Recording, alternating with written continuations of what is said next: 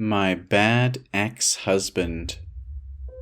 Several years ago, I was in the midst of an acrimonious divorce from my then husband, full of crazy allegations and typical angry filings centered around custody of our child.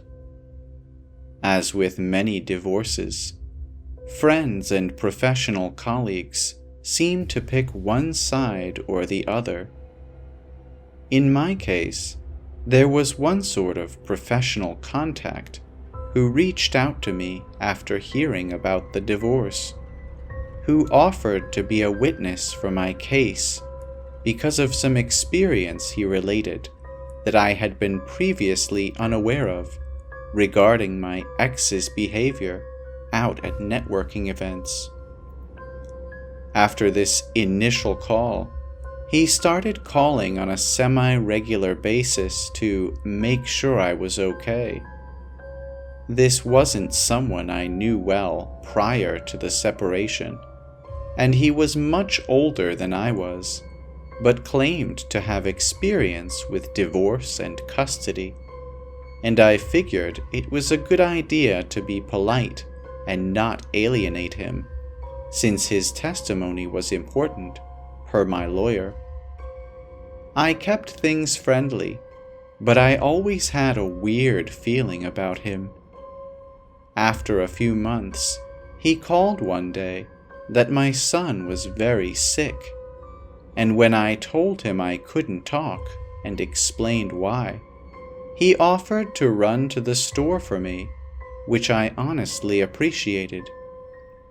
But after that, he was dropping by the house uninvited, or he would stop by with cookies for my son, etc. Again, I kept telling myself to keep things polite. The divorce is coming soon. Don't make this guy mad. He had called me out of the blue, and I was worried at this point that I was walking a very fine line, being polite but clearly not interested, and that if he got mad, he might decide to go testify for my ex and say who knows what. During this time, he had also helped me set up a security cam system my dad had mailed me, and at one point I needed someone to walk my dog, and he had offered to do it. He used and returned a spare key the same day. One evening he showed up while I was painting and insisted on sticking around to help, even though I was having my starting over catharsis and wanted to do it alone. Just after the painting day, he came around, uninvited and unannounced, with magazine photos of decor, and started carrying on in this manic way about how we could finish decorating the house. I was so weirded out that I made an excuse to leave, started ignoring his calls, and took my son and dog to stay with my parents for several weeks to avoid a drop-in. I came home just for custody exchanges. I came home a few weeks later, thinking he would have gotten the hint, and it was a quiet day. The following morning, I took my son on an outing, something like the zoo, and we both came back hot and tired. I put my kiddo down for a nap in my bed and decided to close my eyes with him.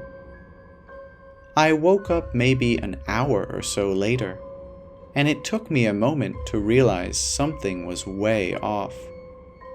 As I'm blinking off the sleep, I realized there was a rose bush sitting on my bedside table that I most definitely had not put there.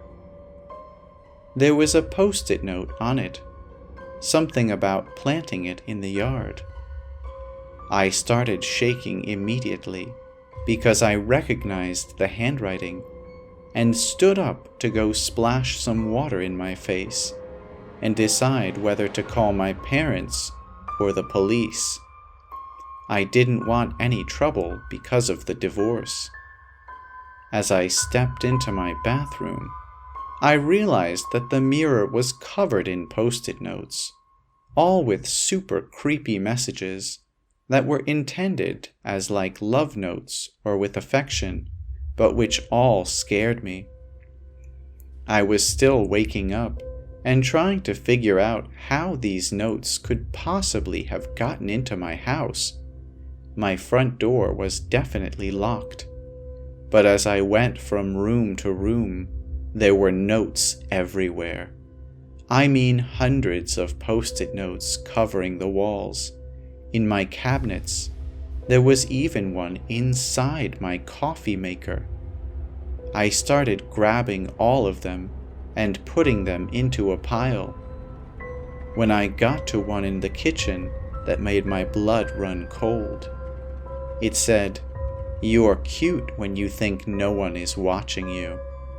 And I realized that there was a security camera pointed right where that note was left, the one he had helped me set up months earlier when I didn't think he was a psychopath.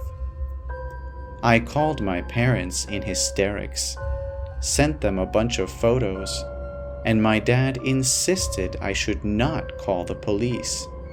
Remember, custody battle.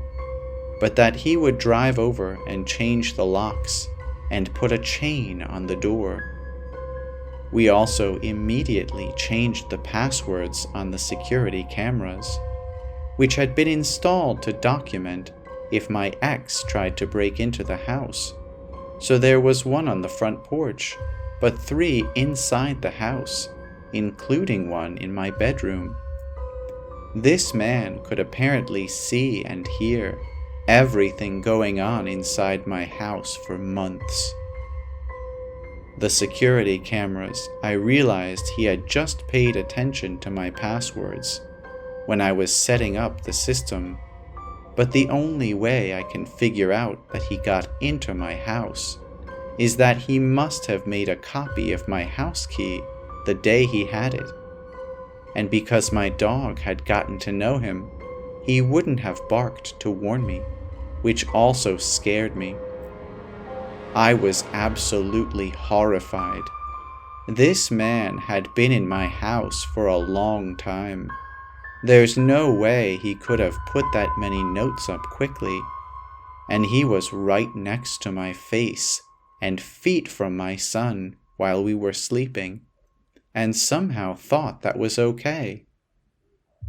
I left and stayed with my parents again for a few days, afraid of what he was going to do, when he realized that he was now both physically and digitally locked out of my house. When I came home, my son had gone to his dad's for the night, and I was home alone, on the phone with another friend from out of town. At about 10 p.m., this man showed up at the door, pounding on it, trying the locks, screaming obscenities, and demanding to be let into his house. Gone were all the niceties. This was someone completely furious and derailed. All I could do was hide in my bedroom until he left, what felt like an hour later. This was St. Patrick's Day, so I am sure he had been drinking.